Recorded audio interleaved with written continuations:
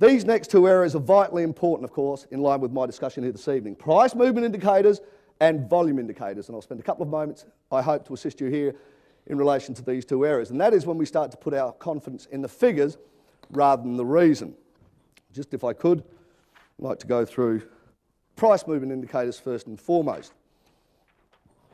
This is a typical example. As you can see here, Sons of Gwalia up there. The two columns I'll discuss here this evening are the last sale or the plus or minus column. The last sale is the last price paid for a share on a given day, the eastern states at 4 p.m. when the stock market closes. The next column tells us whether or not that share closed higher or lower than it did yesterday. So of course with Sons of Gwalia at the top, closed at $4.80 today, down 6 cents on yesterday. So yesterday they obviously closed at how much in value? $4.86. We think we get a fair bit of research and information from those columns. What I can assure you most traders in this country will do is their first point of call is to go down this column, look for something that's edging forward or is at least flat, a bit of interest behind it to take their next step of research beyond. Of course, if I knew that a share down at these levels was going to go substantially higher soon, and I wanted to get as many as I could, I would, where possible, confuse everyone in this country by looking at the wrong information. I'll just touch on that at the moment. There's an example that I've highlighted here called Sterling Resources. Would somebody like to tell me what you believe from the highlight the value of sterling is, or whether or not its movement is up and down versus yesterday? That's $3.13, that's $2.75. Value of 12, up or down? Down a half, so we let it go. What's any share worth? Sterling Resources, Commonwealth Bank, National Bank, ANZ. What's it worth? In a broad sense. I think what the gentleman said is if you wanted to sell it, what someone's prepared to buy it from you for, and if you wanted to buy it, it's what somebody with those shares is prepared to sell them for. Is that a fair comment as well, and albeit very broad? Good. Because at the same time that most people believe that's worth 12 cents, down half, there are two additional sets of information that exist in this industry that have always existed. They're called the buy and sell quotes. The buy quote is what somebody in the system is prepared to pay for your shares should you want to sell them. The sell quote is what somebody with those shares wants for those shares. So at the time, most people believe that's worth 12 cents, down a half. If you have any, what are the buyers, in this example at least, prepared to buy your shares for in value? 13. So is it worth 12 or 13? 13. More importantly, is it up half or down half? It's actually up half. Most people thought it was down half. Over and above that, how can a buyer offer 13 when the seller only wants 12 and a half? Surely the minute you offer what the seller wants, you get your shares. And that's true during the day's normal course of trade. But the stock market in Australia doesn't close once. It closes 3 times. Once at 4, 10 minutes later for an averaging, and 50 minutes after that. And if you take the third close of this market, you will see many, many, many differences in relation to pricing that you will never see in the newspaper, because this information is not available until after 8 p.m. of an evening. And if you read the newspaper, the figures they must take are from the 4 p.m. close, because they need to get to print, obviously.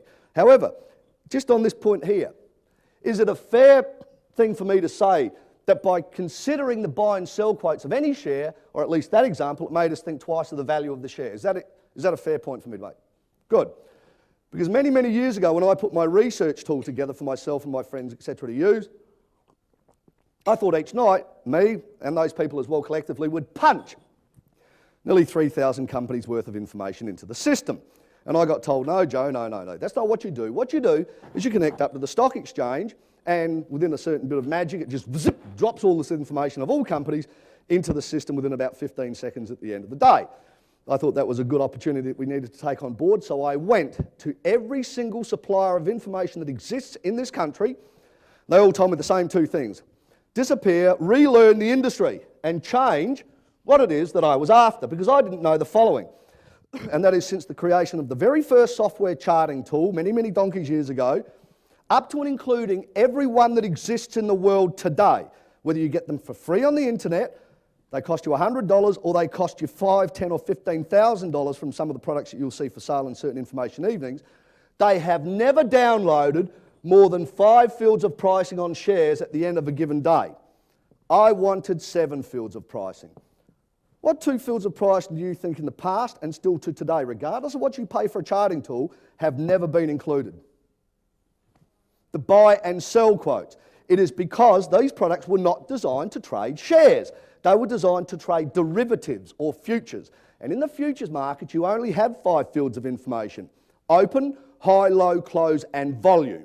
But what you cannot do is take that product from that marketplace, bring it over into the share market, put a nice, pretty badge on it, and expect it to work. Because it doesn't work. It's missing 2 of the most vital bits of information. And I hope that if you're ever in a sales evening in the future looking at charting tools for sale, that somebody asks that one question: why aren't you able to access buy and sell quotes?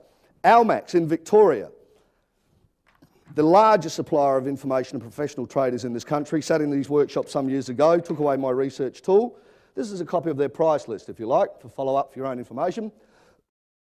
In every instance, these are opportunities you have of taking down figures from around the world and according to the Australian Stock Exchange as well.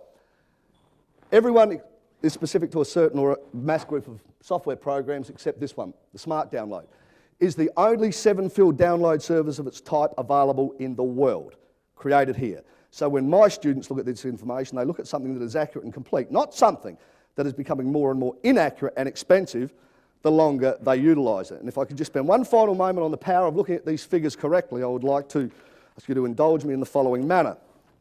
Just buy quotes alone, if I can get this right. That's a listing of buy quotes over an approximate 3-week period of time, in a day after day. In a very, very general sense, does it look as if the value of that share may or may not be doing something? Maybe going up? Maybe. We certainly make a decision based on one bit of information. However, the 5-second example, if you believe it was going up, you're accurate as well. It went up substantially shortly thereafter. But if you saw what I saw, something everyone did, and that is it looked like that share was going up in value and you were proven to be correct, I beg your pardon, I'll just drop that down a bit.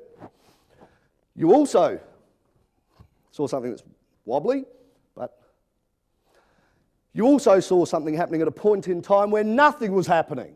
There was no turnover occurring. It's as if you saw into the future. And you did see into the future. You saw a building of need underneath the marketplace, even though there were no turnover occurring in that particular share. The seller sat there and said, if you want it, you've got to pay this. And the buyers got more and more and more and more excited until they were able to purchase those shares. I can assure you that's just one bit of information.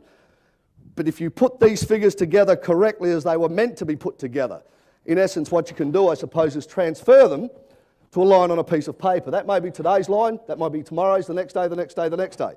Day by day, they're just lines on a piece of paper. You flick those 5 pages, however, you get a cartoon or a motion picture. The unfortunate part about this, anyone who'd purchased a charting tool and was looking at the same 3-week period of time was looking at a straight line on a computer screen. They didn't see what you saw in a 5-second example, because if you don't include those 2 sets of figures as well, you couldn't have seen that picture. It's a lot more manageable than what people think as far as making money in this industry is concerned, if you do it correctly. But I need to keep moving past that as well in relation to pricing.